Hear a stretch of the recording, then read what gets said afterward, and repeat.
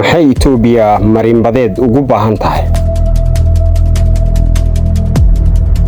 maadaama Itoobiya ay tahay dalka ugu dadka badan ee aan badda lahayn marka loo eego caalamka oo dhan, ku tiirsanaanta dekedaha wadamada dariska ah waxay saameyn ku yeelataa kharashka ganacsiga iyo saadka.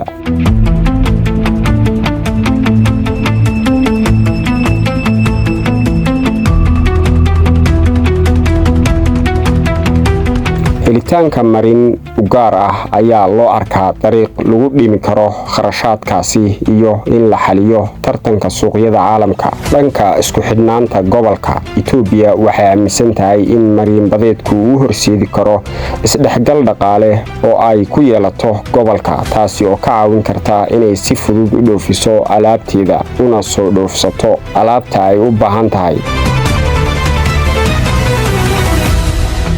dowladda Itoobiya waxay ku dooday laanshaha marinbadeedku inuu yahay mid xaq ah oo sharci ah, isla markaana ay meesha taalo baahi qaran oo xoojin karta madax-bannaanida iyo awoodda ay ku leedahay gobolka Geeska Afrika.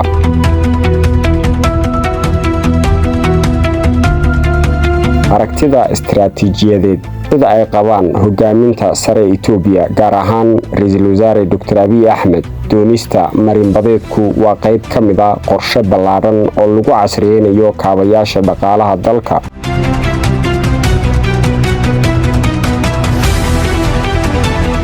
iyadoo la barbar dhigayo mashaariicda waaweyn ee sida biyo-xidheenka weyn ee Abyei iyo horumarinta shirkadaha diyaaradaha Ethiopian Airlines.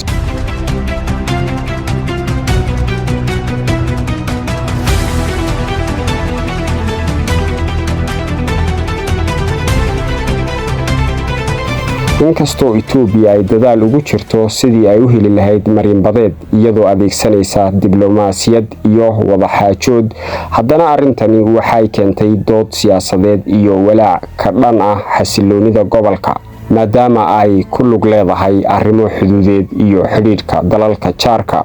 helitaanka marinbadeedku waa arrin istiraatiiji ah oo Itoobiya u aragto mid muhiim ah jiritaanka qarannimo ee dalka Itoobiya, kobcinta dhaqaalaha iyo amniga waara sida ka muuqata doodaha iyo dadaalada ay wado Itoobiya.